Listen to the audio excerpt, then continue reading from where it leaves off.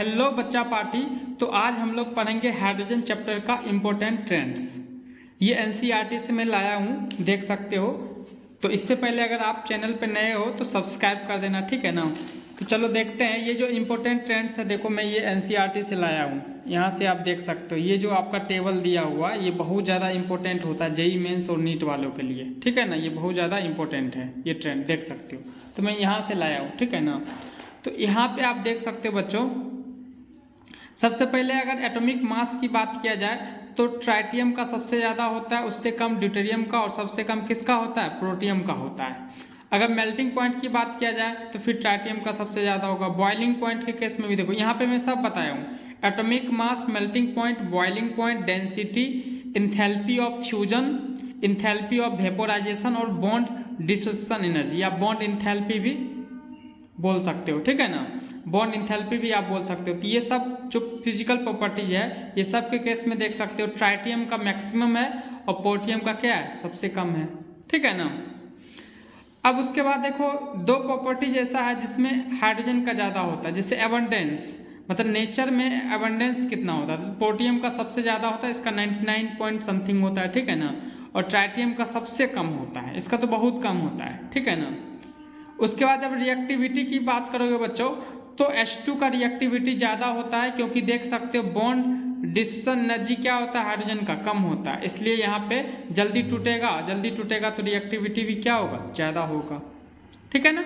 तो ये सब आपको ध्यान रखना पड़ेगा। एटॉमिक मास इसका 3 होता है, इसका 2, इसका 1, मेल्टिंग पॉइंट ज़्यादा होगा, बॉइलिंग पॉइंट ज़्यादा होगा, डेंसिटी ज़्यादा होगा।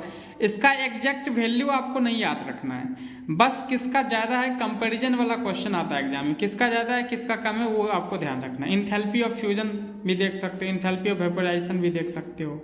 अगर बॉन्ड डिसोसिएशन एनर्जी की बात करें तो यहाँ पे 2 चलो लिख लेते हैं, ठीक है ना। जैसे यहाँ पे देखो, इसका कहने का क्या मतलब है, अगर यहाँ पे जैसे H है, ठीक है ना, और ड्यूटेरियम है, तो ये जल्दी बॉन्ड टूटेगा क्योंकि इसका बॉन्ड डिसोसिएशन एनर्जी क्या है, कम है, तो ये जल्दी ब्रेक हो जाएगा।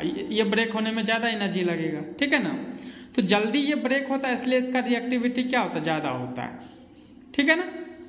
चलो तो ये हो गया हाइड्रोजन, ड्यूटेरियम, ट्राइटियम का चीज़ हो गया, ठीक है ना, इंपॉर्टेंट ट्रेंड्स में। अब हम लोग चलते हैं बच्चों H2O और D2O पे। ये आपका नॉर्मल वाटर है और ये आपका क्या है, हैवी वाटर है, ठीक है ना।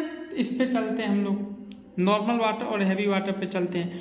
तो देख सकते हो density, melting point, boiling point, viscosity, enthalpy of fusion, enthalpy of vaporisation, ये सब जो फिजिकल प्रॉपर्टीज है इस केस में देख सकते हो हैवी वाटर का ज़्यादा होता है नॉर्मल वाटर से, ठीक है। Density, melting point, boiling point, viscosity भी ध्यान रखना, इंथैल्पी ऑफ फ्यूजन भी ध्यान रखना और इंथैल्पी ऑफ वेपोराइजेशन भी ध्यान रखना।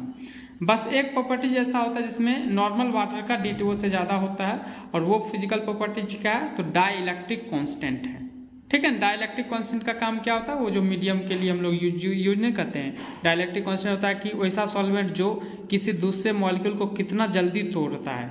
तो H2O का डाई इलेक्ट्रिक कॉन्स्टेंट ज़्यादा होता है, इसलिए ये यूनिवर्सल सॉल्वेंट की तरह यूज होता है, ठीक है ना। तो जो हाइड्रोजन चैप्टर का जो इंपॉर्टेंट ट्रेंड्स था वो मैंने बता दिया, इससे ज़्यादा कुछ और नहीं है। इसके अलावा जो भी है वो आपका केमिकल रिएक्शन वगैरह है तो वो दूसरे वीडियो में हम लोग देखेंगे, ठीक है ना। अगर आपको वीडियो पसंद आया तो लाइक कर देना, सब्सक्राइब कर देना। Thank you.